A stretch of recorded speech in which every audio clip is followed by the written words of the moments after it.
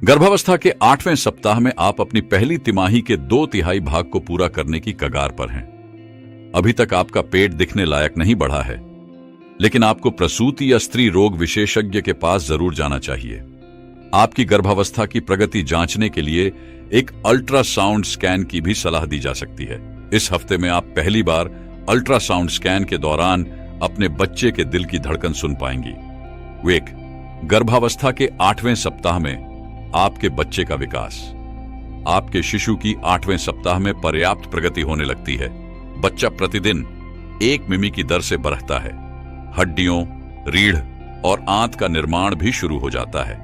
इस समय के आसपास रेटिना अपने वर्णक को विकसित करना शुरू कर देता है। भ्रूण अधिक विकसित दिखता है और आप देख सकती हैं कि आपके बच्चे के अंग कहां निर्मित होंगे।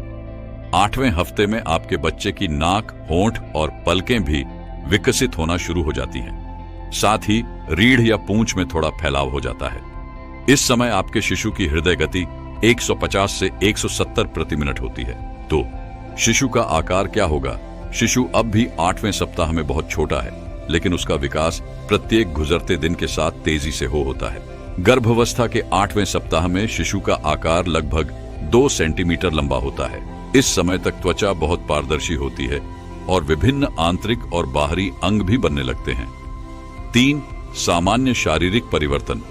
गर्भावस्था के दौरान आपके शरीर में बदलाव होता है और आप 8वें हफ्ते में अपने शरीर में होने वाले इन बदलावों को देख सकती हैं। शिशु को स्तनपान कराने के लिए स्तन बड़े होने लगते हैं। आपका गर्भाशय बढ़ता है और इसका दबाव मूत्राशय पर पडीडीएचने लगता है, जिसके परिणाम स्वरूप ज्यादा से ज्यादा पेशाब की समस्या होती है। बढ़ता हुआ गर्भाशय पेट के आसपास ऐंठन का कारण भी हो सकता है। स्तन में रक्त की आपूर्ति बढ़ने से नसें फूलने लगती हैं और उनमें दबाव पडीडीएचता है। एस्ट्रोजन और प्रोजेस्टेरोन हार्मोन के कारण पिगमेंटेशन की समस्या होती है और इस वजह से ही निप्पल का हिस्सा भी सामान्य से अधिक गहरा होने लगता है। निप्पल खड़े हो जाते हैं और उच्च ऑक्टेन दूध का स्राव भी शुरू हो सकता है, जिसे कोलोस्ट्रम भी कहा जाता है। 4 गर्भावस्था के 8वें सप्ताह के लक्षण। आप गर्भावस्था के 8वें सप्ताह में निम्नलिखित लक्षणों का अनुभव कर सकती हैं। अत्यधिक गंध महसूस करना। आप गंध को ज्यादा महसूस करने का अनुभव कर सकती हैं। ऐसा इसलिए होता है क्योंकि आपके मस्तिष्क में रक्त की अधिकता हो जाती है, जिससे आपकी प्रतिक्रियाएं अतिरिक्त तेज होती हैं। हालांकि जो गंध या बदबू आपने कभी नहीं महसूस की होगी, आपको वह भी परेशान कर सकती है और मतली भी हो सकती है। मतली और मॉर्निंग सिकनेस, तनाव, एस्ट्रोजन या पेट में संवेदनशीलता जैसे विभिन्न कारकों के कारण आप इस समय मतली महसूस कर सकती हैं। स्तनों में कड़ापन। शिशु के स्तनपान के लिए आपके स्तनों के बढ़ते आकार की वजह से आपको उनमें कड़ापन और संवेदनशीलता महसूस हो सकती है।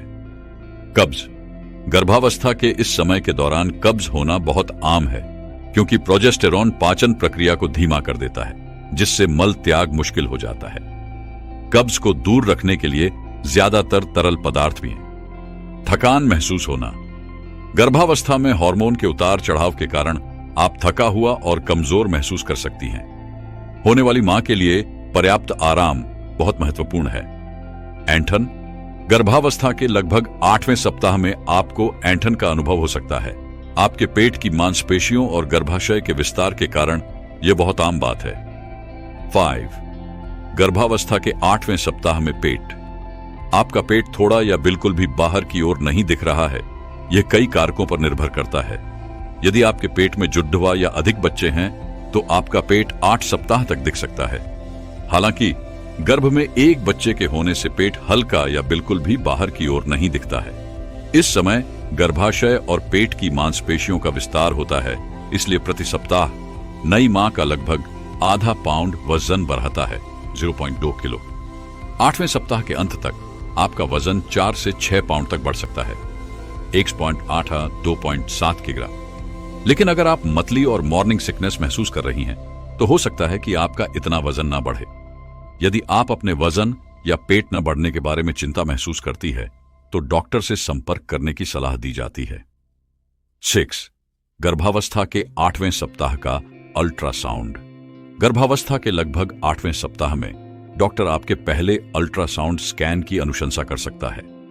आप स्कैन के दौरान पहली बार अपने बच्चे को देख पाएंगी, लेकिन उसके बहुत छोटे आकार के कारण आपको समझने में थोड़ी मुश्किल होगी, लेकिन आप अपने बच्चे के दिल की धड़कन को सुन सकती हैं। इस समय तक शिशु पेट में घूमने लगता है, उसके छोटे छोटे हाथ और पैर की उंगलियां भी विकसित होने लगती हैं। 7. क्या खाना चाहिए? यदि आप मॉर्निंग सिकनेस से जूझ रही हैं, तो आप में भोजन के प्रति घृणा उत्पन्न हो सकती है, लेकिन गर्भावस्था के दौरान आपको अपने आहार और पोषण पर ध्यान देना बहुत महत्वपूर्ण है। आपको एक बार में भोजन लेने के बजाय थोड़ा और बार बार भोजन का विकल्प चुनें। अपने आप को निर्जलित होने से बचाने के लिए अपने आहार में तरल पदार्थों को शामिल करने की भी अनुशंसा की जाती है। आपके 8वें सप्ताह के गर्भावस्था में आपके भोजन में निम्नलिखित खाद्य पदार्थ शामिल करें। आपके आहार में ताजे फल और सब्जियों की 3 से 4 सर्विंग्स शामिल होनी चाहिए, क्योंकि उनमें उच्च फाइबर सामग्री होती है और वह कब्ज को ठीक कर सकती है। डब्बे बंद फलों और सब्जियों का सेवन न करें, क्योंकि इनमें चीनी और नमक की मात्रा अधिक होती है।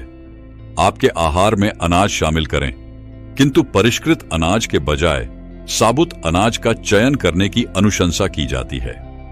अपने आहार में स्टार्चयुक्त भोजन जैसे चावल को शामिल करें, क्योंकि यह आपके और आपके शिशु के विकास के लिए आवश्यक ऊर्जा प्रदान करता है। आहार में प्रोटीन युक्त खाद्य पदार्थों को भी शामिल करें, क्योंकि वे मुख्य पदार्थ होते हैं और उनकी बच्चे के विकास में आवश्यकता होती है। प्रोटीन युक्त खाद्य पदार्थ जैसे चिकन, लीन मीट, मछली और अंडे। शाकाहारी मांओं को अपने दैनिक प्रोटीन का सेवन करने के लिए दालों और हरी सब्जियों की अनुशंसा की जाती है। गर्भावस्था में बढ़ती कैल्शियम की मांग को पूरा करने के लिए डेयरी उत्पादों को शामिल करना महत्वपूर्ण है, जैसे दूध, दही, पनीर आदि भी अपने आहार में शामिल करें। आपको वह सभी विटामिन की खुराक लेनी चाहिए जो आपके डॉक्टर द्वारा बताई गई हैं। आमतौर पर कैल्शियम और फॉलिक एसिड की खुराक लेने की सलाह दी जाती है। 8. सुझाव और देखभाल। नई मां के लिए यह महत्वपूर्ण है कि वह हर समय अपने स्वास्थ्य के बारे में सावधान रहे। आगे कुछ ऐसी बातें बताई जा रही हैं जिन्हें गर्भावस्था के 8वें सप्ताह में करने और ना करने की अनुशंसा की जाती है। क्या करें? मतली से बचने के लिए हल्का और कई बार भोजन करें। ज्यादातर तरल पदार्थ पिएं, इससे आप हाइड्रेटेड रहेंगी। क्या न करें? मसालेदार भोजन न करें, क्योंकि यह हृदय में जलन पैदा कर सकता है। डॉक्टर से बिना सलाह के दवाएं न लें, क्योंकि इससे आपके शरीर में प्रतिकूल प्रतिक्रिया हो सकती है। 9. आपके लिए आवश्यक खरीदारी।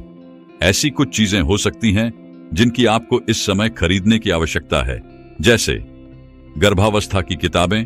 गर्भावस्था के प्रत्येक चरण में आपको अपडेट रखने के लिए आरामदायक ब्रा, स्तन की संवेदनशीलता और बढ़े हुए स्तन के आकार के लिए अच्छा मॉइस्चराइजर, बढ़ते हुए रूखेपन को कम करने के लिए आरामदायक पैंट, बढ़ते पेट के आकार के लिए अपने पेट के लगातार बदलते आकार के अनुसार आप ढीले खिंचाव वाले पैंट और पतलून का विकल्प चुन सकती हैं। इस हफ्ते में आप प्रत्येक दिन नई और अलग अलग भावनाओं का अनुभव करेंगी। साथ आप प्रत्येक सप्ताह को पूरा करके गर्भावस्था के नए मानदंड पार करेंगी हैं। गर्भावस्था के 8वें सप्ताह में आपका शिशु बढ़ता है और उसी प्रकार से विकसित होता है जैसा कि उल्लेखनीय है।